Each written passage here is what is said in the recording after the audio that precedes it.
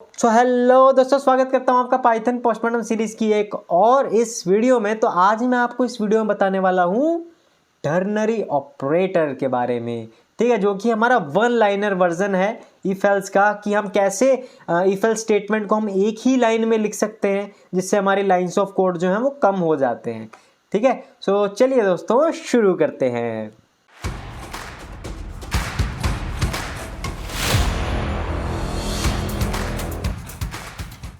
चलिए दोस्तों, आ जाते हैं अपनी स्लाइड पे। देखो, इफ एल्स स्टेटमेंट आपने कवर कर ली है ना डिसीजन मेकिंग स्टेटमेंट्स में, है ना। अगर आपने नहीं करे तो पहले आप वो वाली वीडियोस देख लेना, फिर आना यहाँ पे, ठीक है।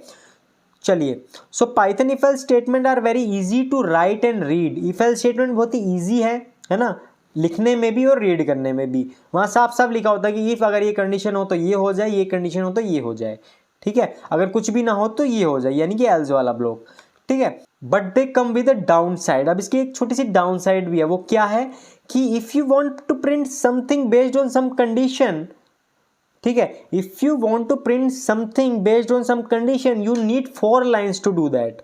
आपको अगर मान लो एक नंबर को चेक करना है कि वो इससे बड़ा है या नहीं, ठीक है। आपको मान लो ए और बी नंबर दिए हैं, अब आपको चेक करना है कि ए बड़ा है या फिर बी बड़ा है, ठीक है। सो इस चीज़ के लिए आपको चाहिए 4 लाइंस ऑफ कोड। पहले इफ लिखोगे, चलो मैं एक मिनट में आपको दिखाऊं फटाफट से। देखो, इसको हटाते हैं।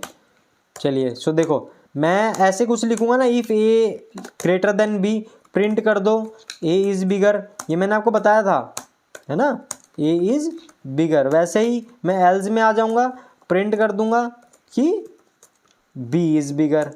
अगर ए बड़ा नहीं होगा तो बी बड़ा होगा, ठीक है। सो अब देखो यहाँ पे मुझे 4 लाइनें लगी हैं, ठीक है, 1 2 3 4, मुझे 4 लाइनें लगी हैं इफ एल्स स्टेटमेंट को एग्जीक्यूट कराने के लिए।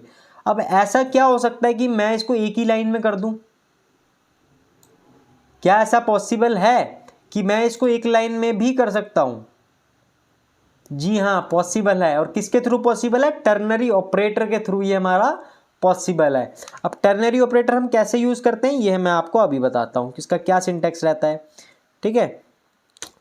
आ जाइए, दैट्स एन ऑफुल, ठीक है, lot of lines for such a simple operation. मतलब 4 लाइनें हमारी यूज हो रही है एक छोटे से ऑपरेशन के लिए, है ना। So what is the solution you ask. अब आप पूछोगे इसका सॉल्यूशन क्या है, and ternary operator is the solution, ठीक है।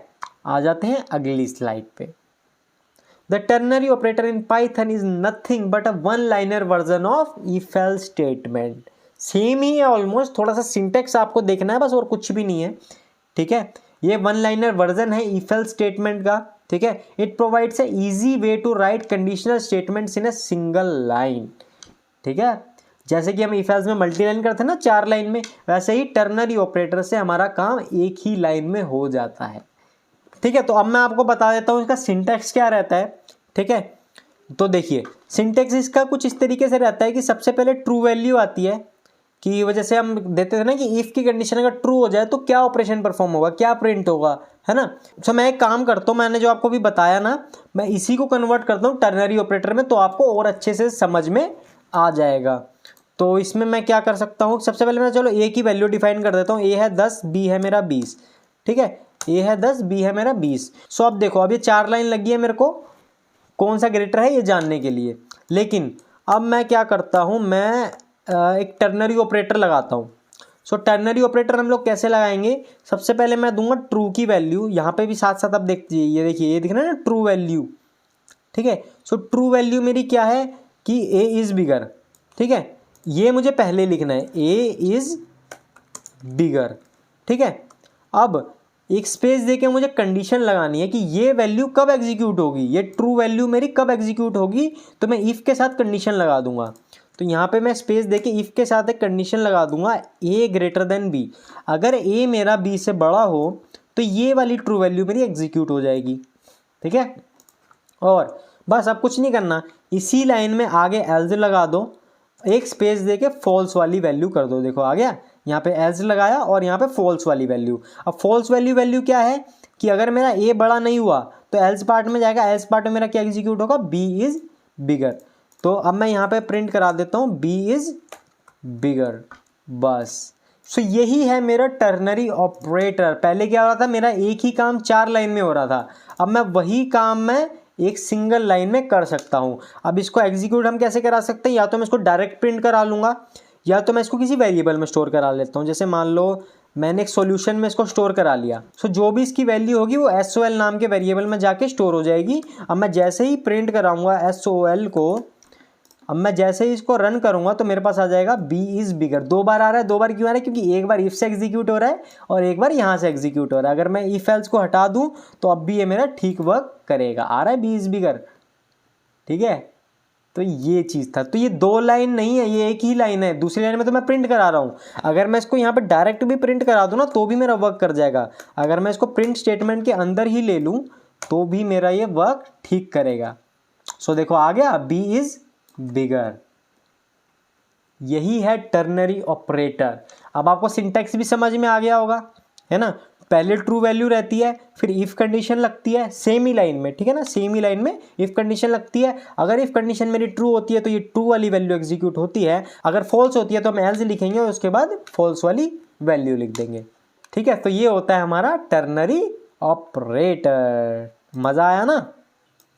सो अब हम लोग आ जाते हैं नेक्स्ट स्लाइड पे। अब नेक्स्ट स्लाइड में कुछ नहीं है, इसी की डेफिनेशन दी हुई है, ठीक है। कंडीशनल एक्सप्रेशन जो हम इफ के साथ में लगाते हैं, ये एक बुलियन कंडीशन होती है। ये तो ट्रू होगी या तो फॉल्स होगी। उसके बाद आती है ट्रू वैल्यू। ट्रू वैल्यू कब एग्जीक्यूट होगी, जब वो कंडीशन मेरी ट्रू हो जाएगी।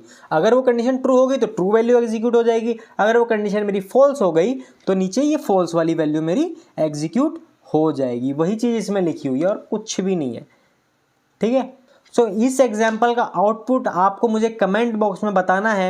मैं आपको एक्सप्लेन कर देता हूँ कि यहाँ पे एक वेरिएबल है नाइस वेदर, ठीक है। अगर मौसम अच्छा है यानी कि ट्रू है तो मेरी कौन सी लाइन इसमें एग्जीक्यूट होगी। और सेकंड है nice weather equal to false. So अगर मेरा वेदर अच्छा नहीं है यानी कि फॉल्स है तो इसमें से मेरी कौन सी लाइन एग्जीक्यूट होगी, ट्रू वैल्यू एग्जीक्यूट होगी या फॉल्स वैल्यू एग्जीक्यूट होगी। बहुत ही सिंपल सा है। आप मुझे कमेंट बॉक्स में बताना कि 1 का ये वाला आउटपुट है, सेकंड का ये वाला आउटपुट है, ठीक है। सो यही था बस, और कुछ भी नहीं है। कमेंट बॉक्स में ज़रूर बताना मुझे, ठीक है। मैं आपका कमेंट लाइक और रिप्लाई ज़रूर करूँगा। मैं देखूँगा कौन कौन अच्छे से देख रहा है वीडियो, ठीक है। सो इतना ही था इस वीडियो में, टर्नरी ऑपरेटर की वीडियो में बस इतना ही था। बाकी अगली वीडियो में हम ये इवन और ऑड का और ये लार्जेस्ट बिटवीन 2 नंबर का हम टर्नरी ऑपरेटर से करेंगे। सो चलिए दोस्तों, इतना ही था इस वीडियो में। उम्मीद करता हूँ आपको ये वीडियो पसंद आई होगी। वीडियो पसंद आई हो तो लाइक ज़रूर कर देना और अपने कमेंट बॉक्स में जो भी आपने डाउट पूछे हैं और जो मैंने आपसे एग्जांपल का आउटपुट पूछा है वो ज़रूर बताना। सो मिलते हैं फिर अगली वीडियो में। चैनल को सब्सक्राइब जरूर कर लेना। तब तक के लिए अपना ध्यान रखें, जानवरों से प्यार करें। जय हिंद।